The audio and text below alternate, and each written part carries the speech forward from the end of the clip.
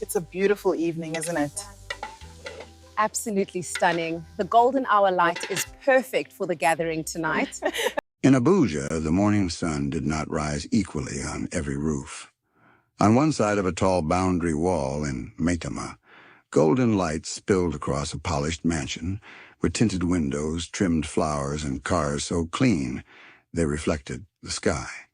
Inside, the air smelled of perfume, polished wood, and money that had forgotten struggle. This was the home of Chief Tunde Balogun, his elegant wife Ronke, and their daughter Vanessa, a young woman raised to believe that wealth was proof of worth. On the other side of that same wall, in a modest corner of Kubwa, light entered through a cracked curtain into the Okiki family's small sitting room. The paint on the walls had faded. The chairs were mismatched. A standing fan coughed more than it blew. But everything was neat. Everything was cared for. Poverty lived there, yes, but so did discipline, prayer, and love. Amara Okiki tied her scarf behind her head and bent over a tray of akara batter while her mother, Ngozi, checked the fire under a black frying pot in the compound. The scent of onions and pepper rose into the cool morning air. Her father, Chinedu, sat on a low stool repairing an old pressing iron for a neighbor, his fingers stained with grease, his silence deep and steady as always. "Your oil is too hot, Mum," Amara said gently, adjusting the flame. "If it burns the first batch, customers will price us as if we don't know our work." Ngozi looked at her daughter and smiled wearily. "You went to university to be correcting akara temperature." Amara smiled back, though something pained her behind the eyes. "Work is work, Mama. Honest work does not insult anybody." That was the first lesson that life had carved into her. There is no shame in labor, only in losing your character. Beyond the wall, a generator hummed to life in the Balogun mansion. Somewhere upstairs, music played from Vanessa's room. In the Okiki house, there was no generator. When the power went out, they opened windows and endured. When money was short, they stretched soup and smiled carefully through the hunger. Yet Amara had learned something education alone did not teach: that life could place two people side by side and still give them completely different battles. She and Vanessa were the same age.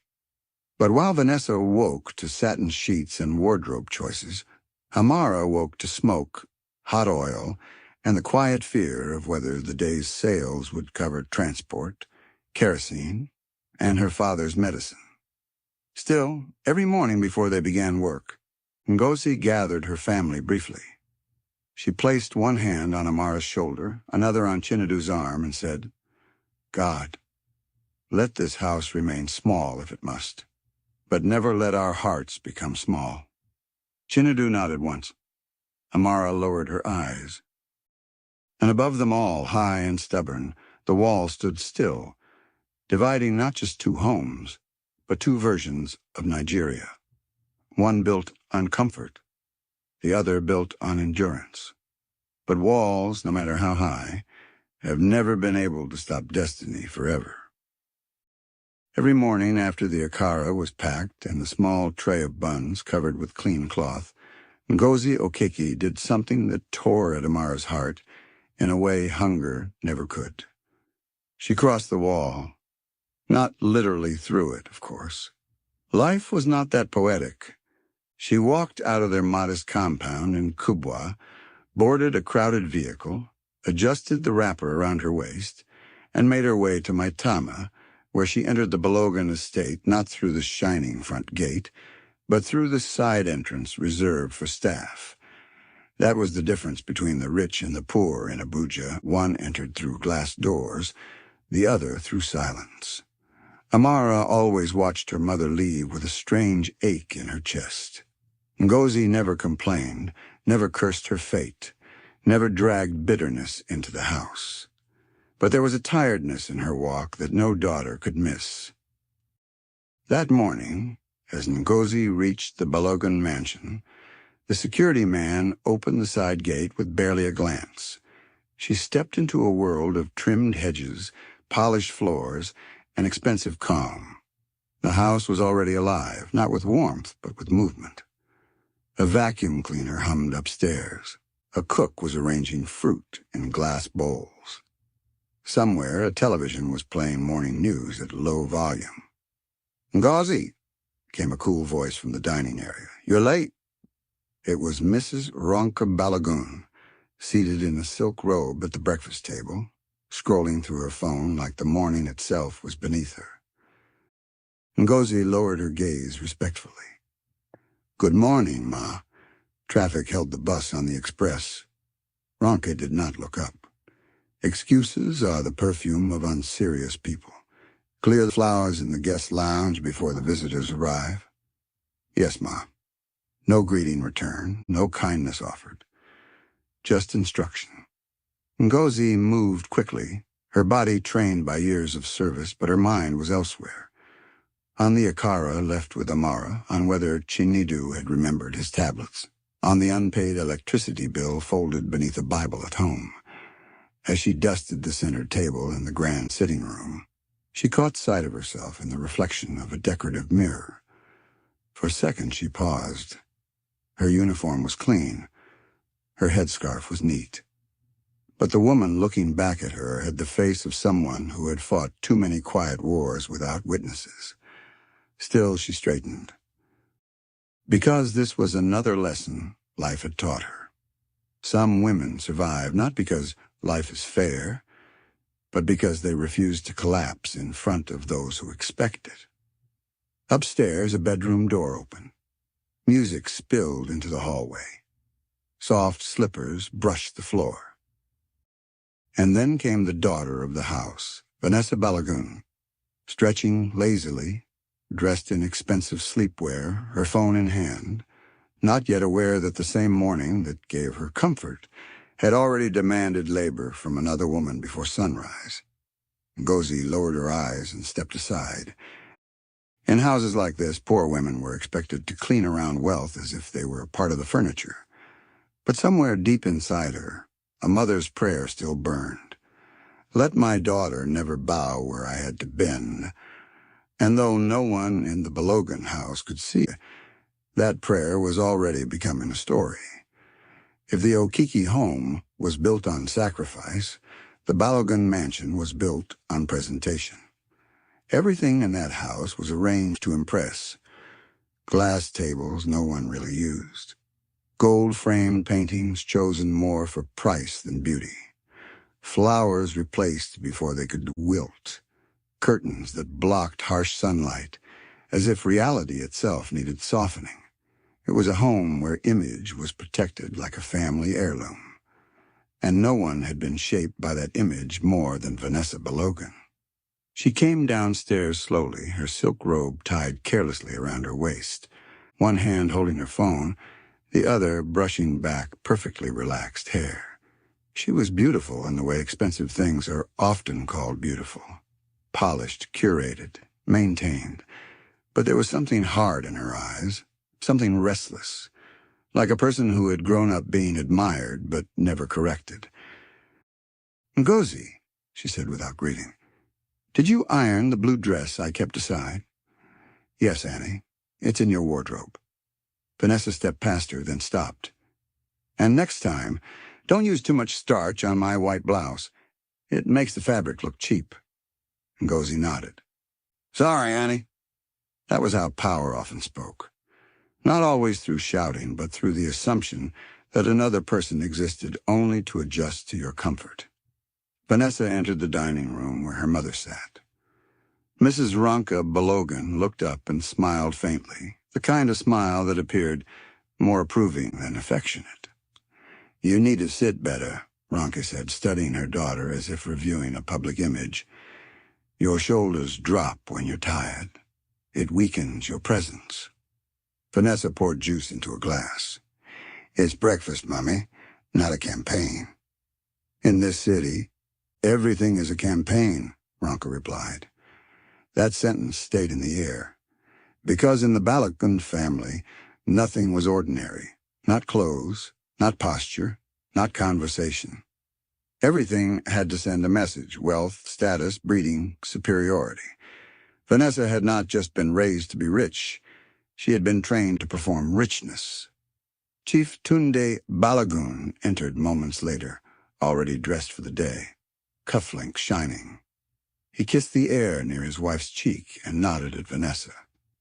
"You have that women in politics brunch on Saturday," he said. "Dress modestly, but expensively. There will be cameras." Vanessa smiled. "You say that as if modesty is a designer label." "It is," Ronke said calmly, "when worn at the right time." They laughed softly. From the doorway, Ngozi heard them while polishing a side cabinet. She kept her face neutral, but inside something always tightened when she watched parents pour strategy into a child the way others pour love. That morning offered another quiet lesson. When a person is raised to value appearance above character, they may learn how to impress the world without learning how to honor people. Vanessa had been given everything the money could arrange: good schools, luxury, access, beauty, refinement. But no one had taught her that kindness was not weakness, and that those who serve you are still human beings. She glanced at Ngozi again. "Please move faster. Some of us actually have plans today." Ngozi bowed her head and continued working. But somewhere across Abuja, in a smaller house with faded walls, a girl named Amara was helping her father and packing akara for sale, unseen, uncelebrated, and becoming the kind of woman no mirror could create. And one day, very soon, both girls would walk toward the same future. Only one of them would be ready for what truly mattered. While Vanessa Balogun moved through rooms designed to flatter her, Amara Okiki stepped into the day with the quiet purpose of someone who knew that survival did not wait for feelings. By mid-morning, the first batch of akara had sold. The buns were covered in a faded clean cloth, and the small flask of pap sat beside the tray. Amara adjusted the load on her head and followed her mother's earlier route only partway. Hers would end not in Maitama's polished silence, but in the restless pulse of Wu's market. The market did not care who your father was. It cared whether your goods were fresh, whether your price was fair, whether you greeted elders properly, and whether people could trust your face. In that place of raised voices, bargaining hands, wheelbarrows, pepper scent, and afternoon dust, character had its own currency. "Amara!" called Mama Sard, waving from beside her stall of tomatoes and dried fish. "Come and stand near me today. That woman selling puff-puff there is using too much sugar. Your own is better." Amara laughed softly. "Mama, don't spoil another person's market because of me." "I am not spoiling anything. I am speaking truth," Mama Said replied, then lowered her voice. "Did your mother leave well this morning?" Amara nodded. "Yes, Mama. She left before 7. Mama Said clicked her tongue. "That woman works like 3 people. God will reward her." Amara smiled, but her chest tightened a little. She heard such words often, and each time they sounded both comforting and painful. Reward felt like a beautiful idea that had lost their address. Still, she set down her tray neatly and began calling customers with a respectful calmness that drew people rather than chased them. "Hot akara, fresh buns, good pap. God bless your day, Ma. Good morning, sir." There was nothing dramatic about her, no loud performance, no desperation, and yet people noticed her. Not because she begged to be seen, but because there was something steady about her, something clean in her spirit. A schoolteacher bought breakfast and said, "You speak like someone who should be on radio." Amara smiled. "I studied mass communication, sir." The man paused. "And you are here selling a car?" "Yes, sir," she said simply. He looked at her for a moment, then nodded with unexpected respect. "There is dignity in doing what is in your hand while waiting for what is in your heart." That sentence stayed with her. Because this was another lesson the day offered. Education may open the mind, but humility keeps the soul from breaking when life delays your reward. By noon, the sun had sharpened. Sweat gathered at the back of her neck. Her feet ached in cheap sandals. But she kept going, writing down every sale carefully in a small notebook she carried in her bag. She was determined about little things because poor people knew that little things were often what kept a home standing. Later, as she counted change, Mama Saad watched her with approval. "Do you know why people like buying from you?" she asked. Amara looked up. "Because my akara is sweet?" Mama Saad snorted. "Because your mouth is clean and your eyes have respect. That kind of thing is disappearing." Amara lowered her gaze almost shyly. Across the city, girls like Vanessa were being taught how to impress rooms. Here in Wuza Market, Amara was learning how to endure life without becoming bitter. And though she did not know it yet, that difference would soon matter more than beauty, money, or family name. Because some women are decorated by wealth, and some are refined by fire. By late afternoon, the sun over Abuja had softened, but the heat of the day still clung to the roads. Amara Okiki balanced her tray carefully as she left Wuza Market, her notebook tucked inside her bag, her mind already calculating what the day's sales could cover: oil, pepper, transport. Maybe soap, maybe not. She was tired, but it was the kind of tiredness she had learned to carry quietly. As she turned into the street leading toward home, a glossy black car slowed near the curb.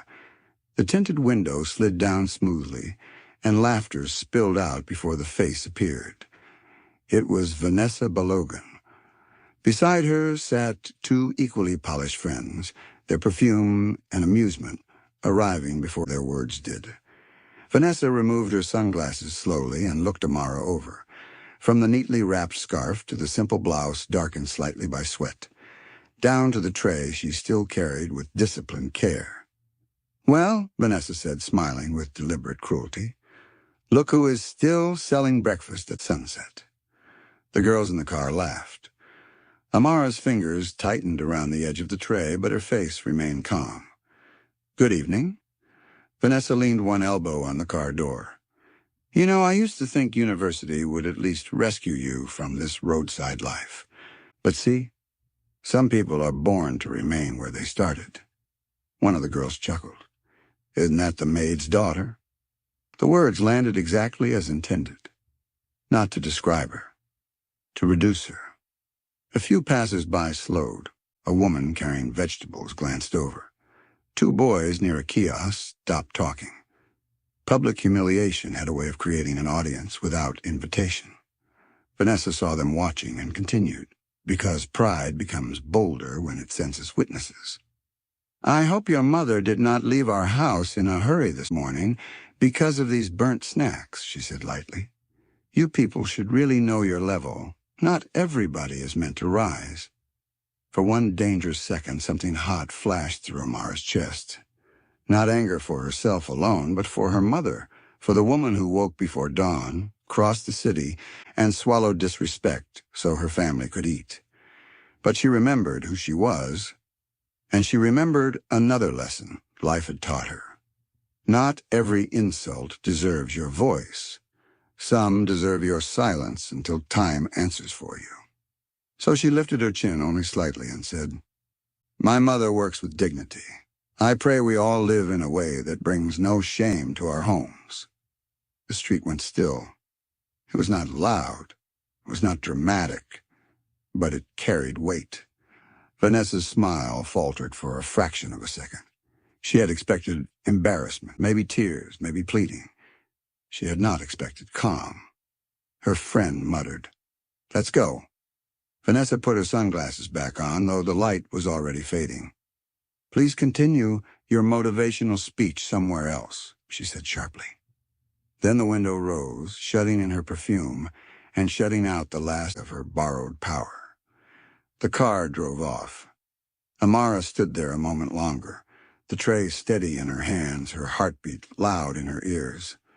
The people around her began to move again. The woman with the vegetables came closer and said quietly, "Well done, my daughter."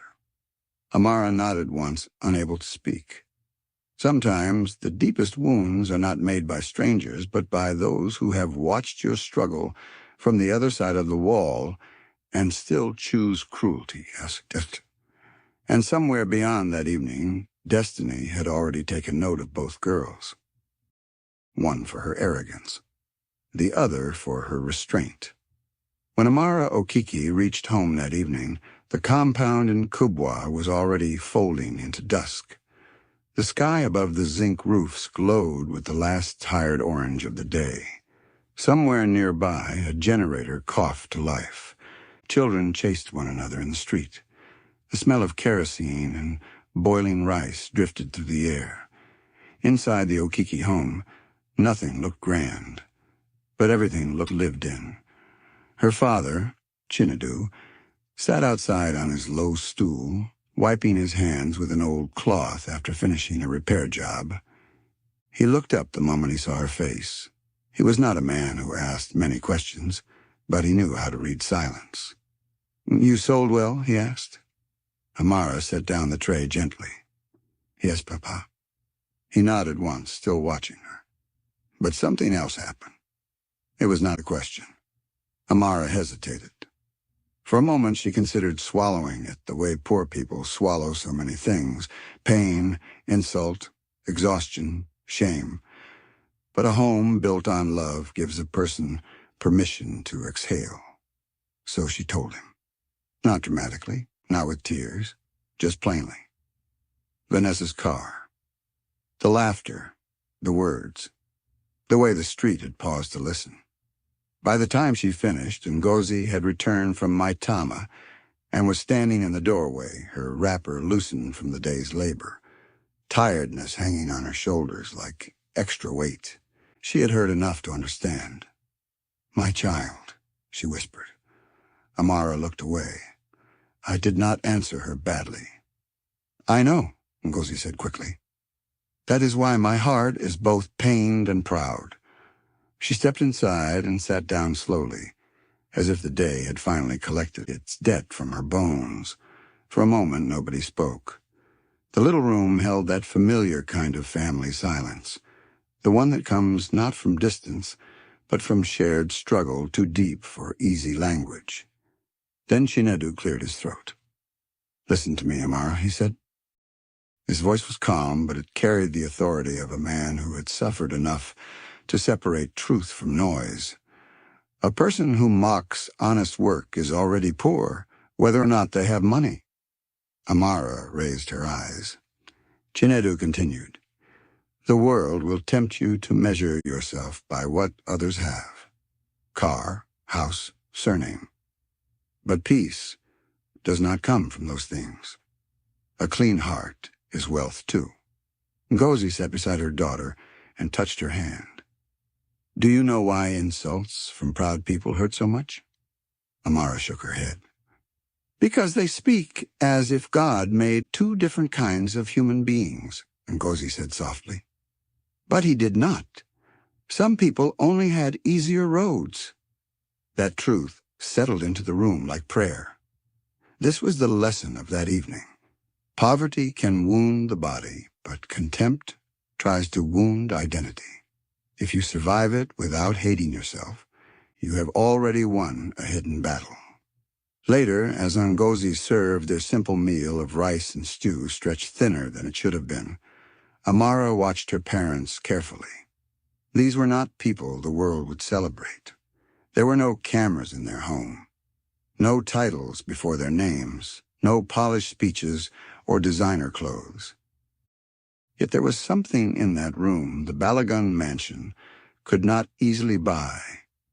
Tenderness, respect, the kind of love that made room for wounded hearts without making them feel weak. After dinner, the power went out completely. Darkness swallowed the room, and Ngozi lit a small, rechargeable lamp. Its pale glow fell across the cracked wall, the worn table, and Amara's thoughtful face. Outside, far away in Maitama, chandeliers were probably shining over polished marble floors. But here in Kubwa, beneath dim light and an aging roof, another kind of strength was quietly forming. And soon that strength would be called into a place none of them yet imagined. 3 nights later, Abuja stood still for a different kind of news. It began with a voice from a television set in a viewing center near the junction, then from a radio in a barber shop, then from phones lifted in shops, kiosks, cars, and living rooms.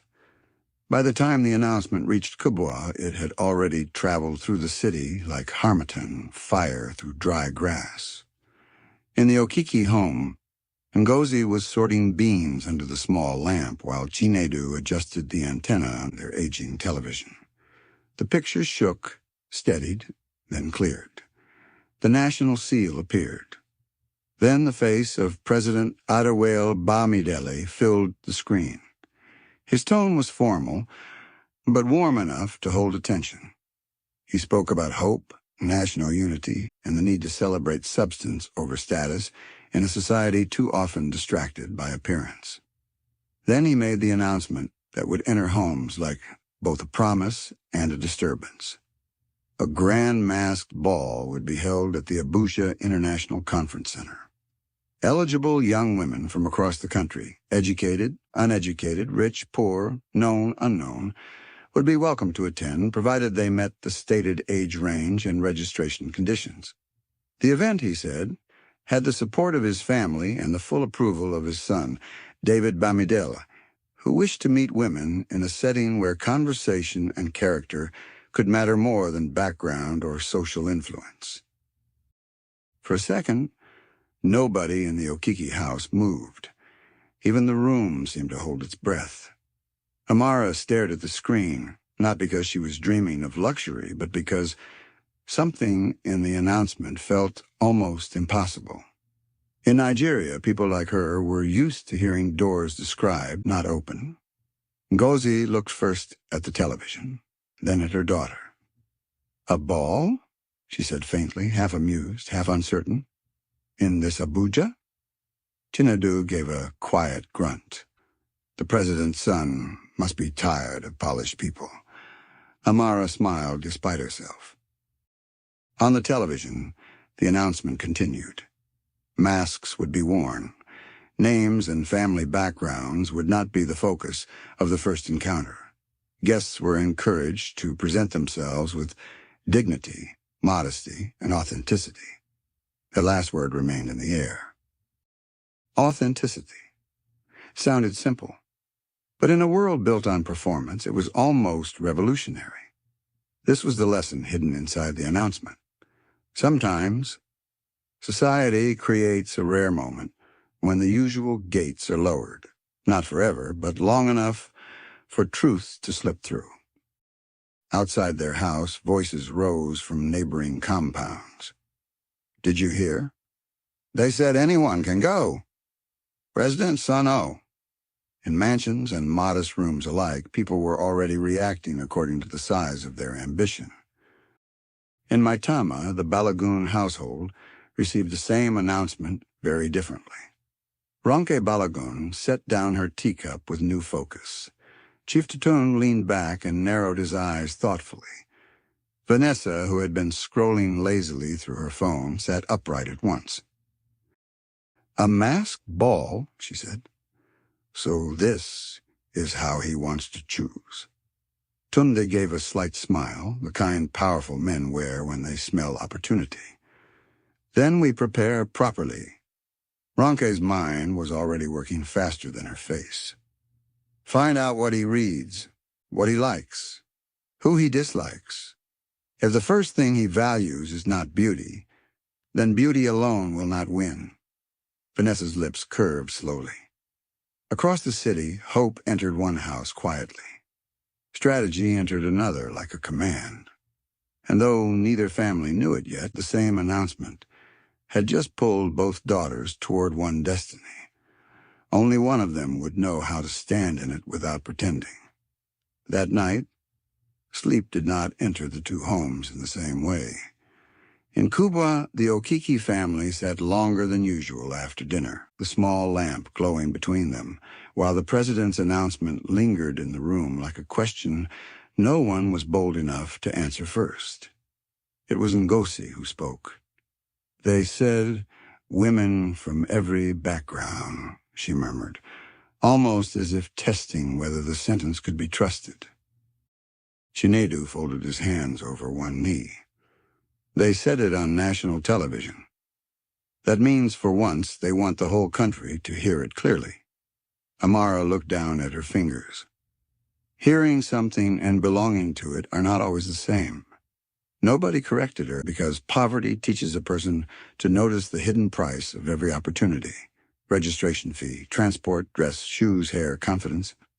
The rich heard invitations as excitement. The poor heard them first as cost. Ngozi studied her daughter's face. "Do you want to go?" Amara did not answer immediately, because the truth was complicated. A part of her wanted to laugh at the very idea. What was a girl from Kubwa, who helped fry akara and counted every naira in a notebook, doing among senators' daughters and polished women from gated estates? But another part of her, small, quiet, stubborn, felt something she had not allowed herself in a long time. Possibility. "I don't know," she said at last. "I only know that something in me moved when I heard it." Ngozi's eyes softened. Chinedu looked away, as men sometimes do when tenderness rises too close to the surface. Then he said, "A closed door is one thing, but when a door opens, fear should not be the first person to enter." The words settled over Amara like strength borrowed from someone older than pain. This was the lesson of that night. Hope is frightening to people who have suffered, because it asks the heart to risk disappointment again. Across the city in Maitama, hope was not the feeling filling the Belogan house. Calculation was.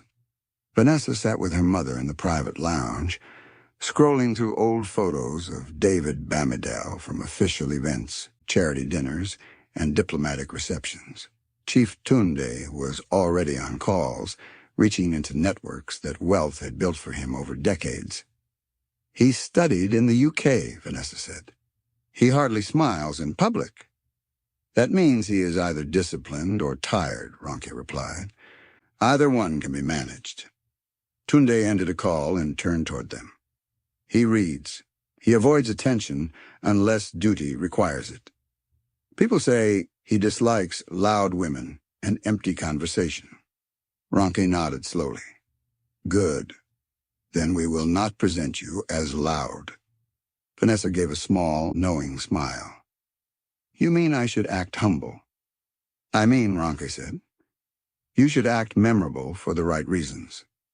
There it was again, the Balagon way. Even sincerity had to be rehearsed.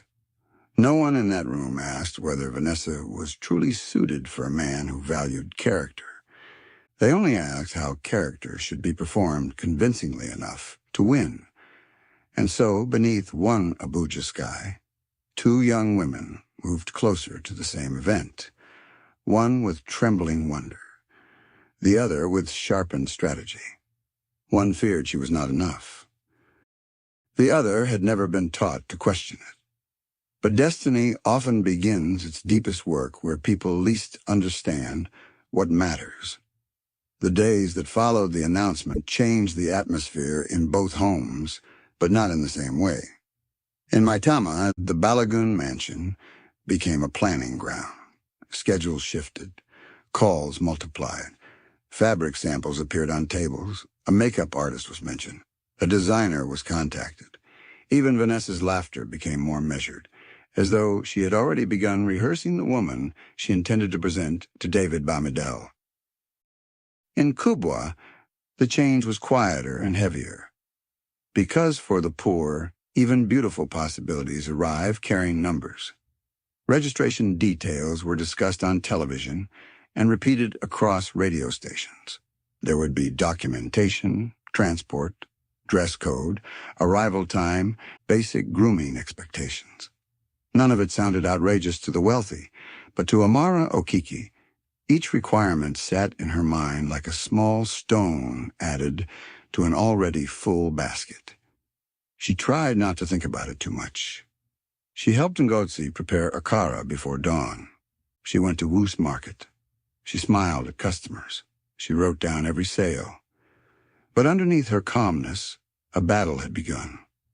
Between desire and realism, between the small part of her that still believed life could surprise her, and the larger part that had been trained by disappointment to expect very little. That evening, after market, she sat outside with her small notebook open on her lap, not writing poetry this time, but figures. Transport, registration, shoes, hair, a simple dress, emergency money. The total made her chest tighten. Chinedu Okeke watched her for a while before speaking. When numbers start looking like enemies, the heart becomes weak. Amara gave a faint smile. I was only checking what it would cost. And she closed the notebook. It costs more than wanting. Chinedu leaned back and looked toward the sky, already deepening into twilight. Most things do. There was no bitterness in his tone, just truth. Ngozi came out a moment later, wiping her hands on the edge of her wrapper. She saw the notebook, saw Amara's face, and understood immediately. "My daughter," she said softly, sitting beside her. "Do not let poverty decide everything before God has spoken." Amara's eyes filled, though she blinked the feeling back quickly. "Mama, I'm not afraid of not being chosen. I'm afraid of reaching for something that was never really meant for people like us." Ngozi's expression changed. Pain first, then firmness. "Don't say that again." Amara looked up. Ngozi took her hand. "Opportunity is not the property of the rich. They only behave as if it is because nobody stops them." The words struck deep. This was the lesson of that night. The first injustice of poverty is lack. The second is the lie that you should never even try. For a long moment, no one spoke. Then Chinedu said quietly, "When you were small, you once stood by that wall and asked why their house was bigger than ours. Do you remember what I told you?" Amara nodded faintly. "You said a big house does not always mean a big life." He nodded. "Good. So hear this too. A small beginning does not mean a small future." Something moved in her then, not certainty, not yet, but resistance against defeat. Far away in the Balagun mansion, Vanessa was being measured for gowns and coached on posture. Here in Kubwa, Amara was being measured by life itself. And though no tailor could yet see it, something more powerful than satin was already taking shape around her. Courage stitched quietly by love, dignity, and the refusal to disappear before the race had even begun. In the days after Amara counted and recounted the cost of hope, the Balagun mansion moved with the confidence of people who had never doubted their right to enter any room. For Vanessa Balagun, the grand masked ball was no longer an event. It was a campaign. Dress sketches arrived on glossy paper. Fabric merchants came and went. Ronka rejected colors too loud, cuts too obvious, details too desperate. She wanted elegance that looked effortless because women raised in power understood that the most expensive thing to display was restraint. "Not red," Ronke said, flipping through samples in the upstairs lounge. "Red announces hunger. You must look chosen before he chooses you." Vanessa smirked. "And if he prefers women who look mysterious?" "Then we will give him mystery," Ronke replied smoothly. "But never confusion." That was how the Balogun family operated. Even romance was treated like strategy. Even beauty had to be weaponized correctly. At the far end of the room, Chief Tunde Balogun was on yet another call. His tone remained pleasant, but his questions were precise. Yes, he wanted details on David Bamidel's recent public appearances. No, not just what he wore, who he lingered near, what type of women he seemed bored by, whether he still spent time in the presidential library wing, whether the reports were true that he preferred quiet company and disliked being cornered by ambitious families. When he ended the call, he turned to his wife and daughter with that same practiced calm. He values intelligence, Tunde said, but not women who show it like performance. He likes conversation, not speeches. He notices how people treat staff. Vanessa raised a brow. So I must become a saint for one evening? Ronke looked at her sharply. No, you must become disciplined. That one word carried an entire world. Because this was another lesson the story offered. Some people do not prepare for life by becoming better. They prepare by becoming more convincing. Vanessa stood before a full-length mirror while a stylist pinned fabric against her shoulder. She was beautiful, yes, but beauty alone would not be enough here. For the first time in a long while, she felt the edge of real competition. Not because she had seen a rival yet, but because the rules had shifted. If this man truly valued character, then the game could no longer be won by glamour alone. And that unsettled her. Not because she lacked confidence, but because deep down, she knew that a woman who had always been praised for appearance could feel strangely exposed in a room where the heart mattered. Ronka noticed the flicker in her daughter's face and softened her tone. Not with affection, but with control. Listen to me, Vanessa. Women from all over the country will attend, but most of them will not belong in that room. They will be dazzled. They will overtalk. They will reveal their desperation. You will not. Vanessa met her mother's gaze in the mirror. What if one of them doesn't? She asked. Ronke adjusted the fabric at her shoulder. Then she will still lack what you have: access, training, poise, family. Chief Tunde added, and if access is needed, I will create it. There it was again. The quiet arrogance of those who believed life could be arranged. Across the city in Kubwa, the Okikis were still wondering whether Amara could even attend. In Maitama, the Balagoons were preparing as if victory were a matter of design. But destiny has a habit of humiliating people who think sincerity can be imitated long enough to own it. And soon, behind masks and under chandeliers, the difference between performance and truth would begin to show. After the Balagons turned the masked ball into a project, silence returned to the Okiki home. But it was not the silence of peace. It was the silence of people thinking deeply about what could be lost by hoping too much. For 2 days, Amara stopped mentioning the ball. She woke before dawn, helped Ngozi grind pepper and mix batter, went to Woos Market, returned tired, washed plates, and sat with her small notebook as if nothing inside her had changed. But her mother watched her closely. A child's body may grow into adulthood, yet a mother still learns to read the places where disappointment hides. On the third evening, while Chinedu repaired an old fan for a neighbor, and the last light of day rested weakly on the compound wall, Ngozi went into the bedroom and brought out a small metal box from beneath folded wrappers. It was not beautiful. The paint had chipped around the edges, but Amara recognized it immediately.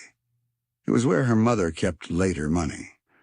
Money for things too important to spend carelessly and too uncertain to speak about proudly. Ngozi sat down beside her daughter and opened it.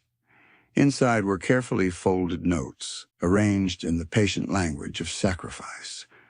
Amara stared. "Mama?"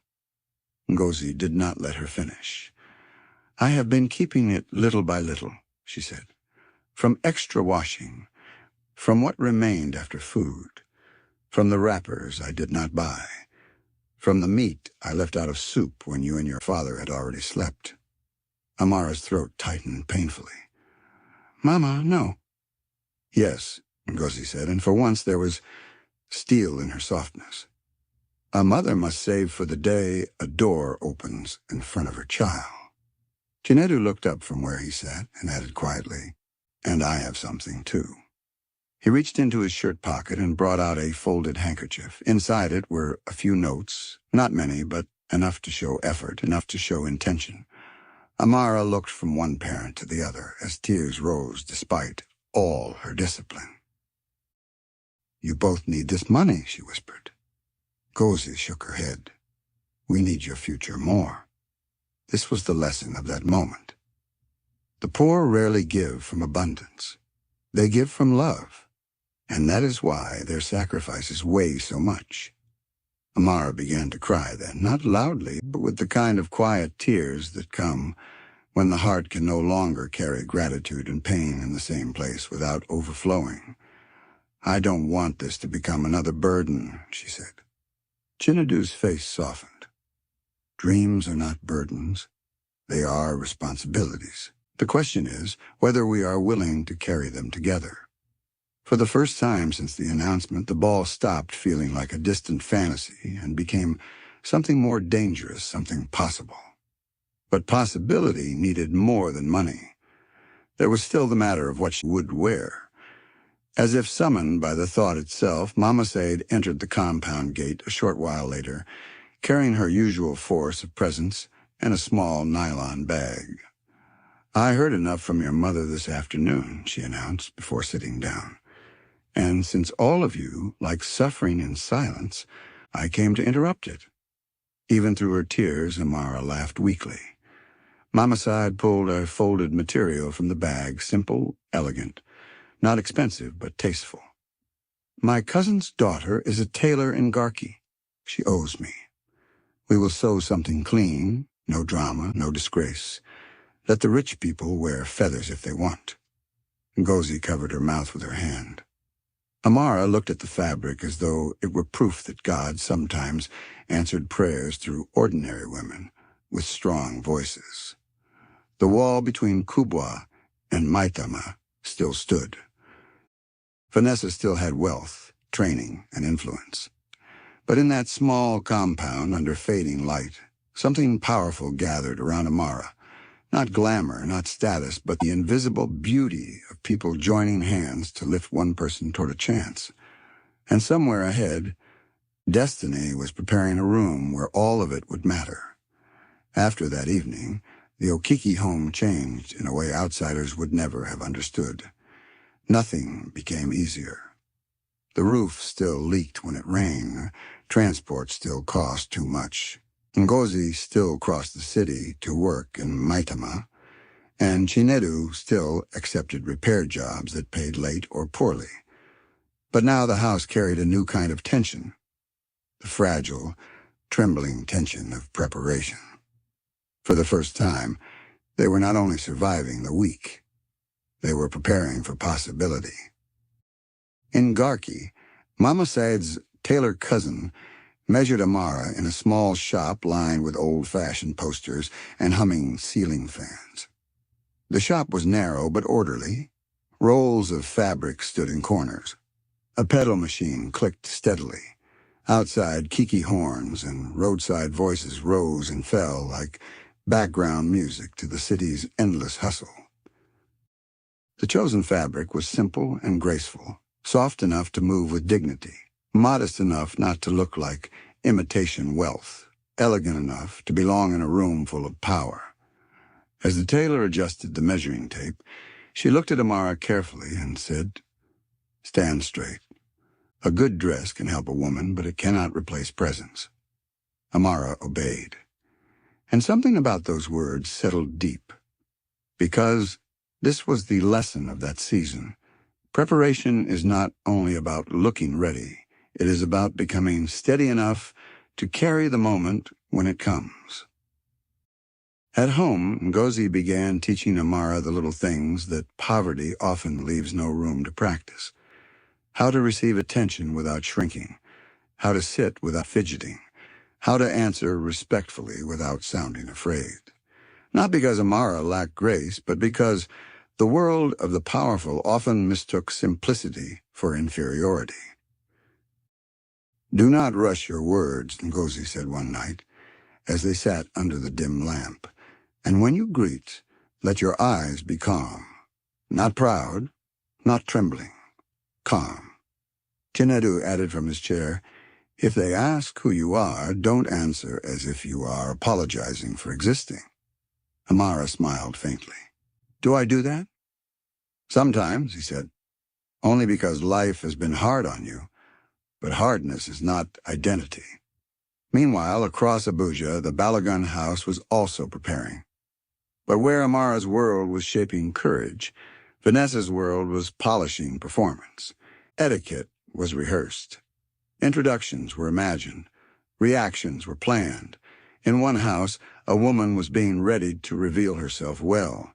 In the other, a woman was being trained to conceal herself beautifully.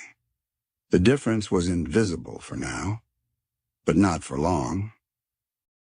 Few days later, the finished dress arrived.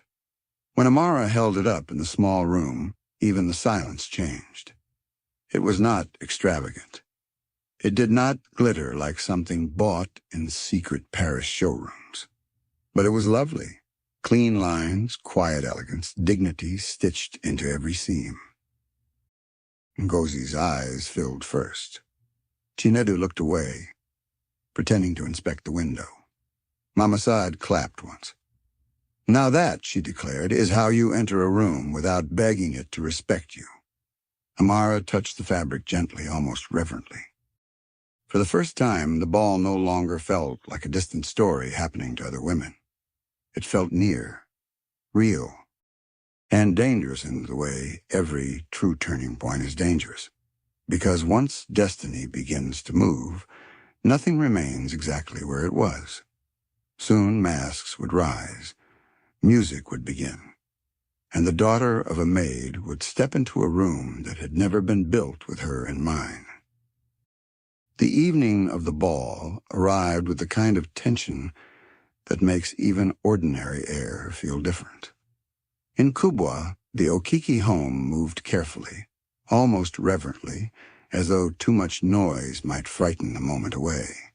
Ngozi pressed the final folds of Amara's dress with a concentration usually reserved for prayer. Chinedu polished her simple shoes with a cloth until they looked newer than they were. Mama Saad arrived uninvited and indispensable, carrying hairpins, powder, and opinions. "No crying today," she announced. "Anybody who cries will spoil this girl's face, and I did not come here to waste tailoring." Even Amara laughed. But beneath the laughter, her hands were cold. When she finally stepped out dressed, the room fell silent. The gown did not scream for attention. It did something rarer. It honored her. Soft fabric rested gracefully on her frame. Modest but striking, elegant without imitation. Her hair was neatly styled, her face touched only lightly, enough to brighten, not disguise. She looked like herself, only revealed more fully. Ngozi covered her mouth. Chinedu stared for a moment, then said quietly, "You look like the answer to a prayer your mother has been praying for years." Amara's eyes filled instantly. This was the lesson of that hour. True transformation does not happen when a person becomes someone else. It happens when dignity is finally given room to be seen. The drive to the Abuja International Conference Center felt unreal. Through the window, city lights passed in long streaks. Official vehicles moved through guarded roads. The closer they got, the more Amara's heartbeat deepened into something almost painful. When they arrived, the venue looked like another world. The grand entrance was washed in golden light, red carpets stretched beneath polished shoes and flowing gowns. Security officers stood alert near the gates. Luxury cars rolled in one after another, releasing daughters of influence, women of pedigree, women wrapped in perfume, silk, diamonds, and confidence learned from being welcomed everywhere. Amara stepped out carefully. For one dangerous second, she almost felt the old instinct to shrink. Then she remembered Kubwa. She remembered hot oil. She remembered her mother's tired feet. She remembered her father's words. She remembered the wall. And she stood straight, not proud, not fearful, just steady. Inside, chandeliers threw warm light across the ballroom. Masks added mystery, softening names and family power for a few fragile hours. Music floated through the hall. Conversations rose in layers. Staff moved with the silver trays. Journalists waited at controlled distances. Everywhere Amara turned, she saw women prepared to be chosen. Across the hall, Vanessa Belogan entered like a woman, stepping into a stage she believed had been built for her. Her gown was exquisite, her mask elegant, her training visible in every measured gesture. Beside her, Ronke and Chief Tunde watched with tightly controlled satisfaction. Then Vanessa saw Amara. Even through the mask, recognition struck. Her steps faltered. Not because Amara outshone the room by force, but because she did something far more threatening. She belonged there without pretending too hard. Vanessa's eyes narrowed. So the maid's daughter had come after all.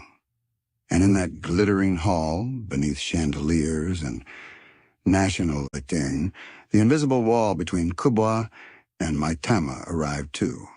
Not in cement this time, but in memory, pride, fear, and the question of whether truth could survive a room full of performance. Somewhere in the upper corridor, unseen for the moment, David Bamadel was about to enter. And the night that would change all their lives had finally begun. As the orchestra softened and the hall settled into expectation, David Bamidele entered without drama. He did not arrive like a man hungry to be admired. He moved with the calm restraint of someone used to attention and tired of it. His mask was simple, elegant. His posture carried breeding but not arrogance. Around him, women straightened, voices softened, smiles sharpened. Then his gaze passed across the room and stopped on Amara.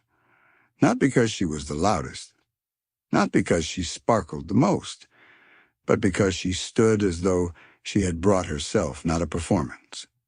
When he approached, Amara's heartbeat thundered. Yet she remembered her mother's words. Calm, not proud, not trembling.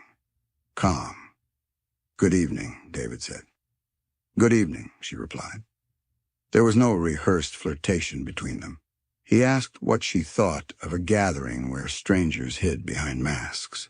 She answered, "Maybe some people need a mask before they can risk being honest." That made him pause, then smile, truly, perhaps, for the first time that night. They spoke of books, responsibility, Abuja, and the loneliness of being judged before being known. Amara never tried to impress him. She only answered truthfully. And with each passing moment, David felt what he had hoped to find but no longer expected. Sincerity without desperation, intelligence without display, grace without calculation. Across the hall, Vanessa watched with rising panic. This was not supposed to happen. She moved in quickly, all polished elegance and studied humility, interrupting with the exact charm her mother had trained into her. But beside Amara's quiet steadiness, Vanessa's perfection felt curiously loud. David noticed. Worse, Vanessa noticed that he noticed. Fear sharpened into sabotage. In the confusion of a dance transition, Vanessa cornered Amara near a side corridor and hissed, "You should have stayed where people like you belong." Amara stiffened. "A room does not become yours because you look expensive inside it." Vanessa's face hardened. In anger, she reached for Amara's wrist, trying to pull her back as staff and guests moved nearby. The motion tore slightly at Amara's sleeve. David saw it. So did others. And in that instant, the mask Vanessa had worn all evening slipped. Not from her face, but from her nature. Ronke stepped forward to contain the damage. Chief Tunde moved with political smoothness. But truth, once exposed in public, rarely returns quietly to private control. Questions followed, voices gathered. And when Ngozi, who had been admitted later among service support, invited to the extended reception, stepped into view, recognition spread with cruel speed. "The maid's daughter." The words rose like old poison. For one terrible second, the hall seemed to divide again into the same old world. Those who belonged, and those expected to apologize for existing. But David did not step away. Instead, he looked at Amara fully and said with deliberate clarity, "Then she is the daughter of an honorable woman." Silence fell. He turned to the room. If character was the purpose of tonight, then let us be honest enough to recognize it when we see it. No title could improve what Amara had shown. No background could reduce it. Vanessa stood exposed, not because she lacked beauty, but because she had mistaken performance for worth. Her parents, for all their strategy, could not repair the simple fact that truth had outlived planning. By the end of the night, it was not the richest girl in the room who remained in David's thoughts. It was the one who had carried dignity through poverty, restraint through insult, and grace through humiliation. And so, before the nation's gaze and beneath chandeliers that had witnessed pretense all evening, the wall between two worlds finally cracked, not because wealth permitted it, but because truth refused to bow. From kubwa to maitama, from hot oil to bright marble, from labor to recognition, Amara Okiki walked out of that night still herself. Only now the world had seen her.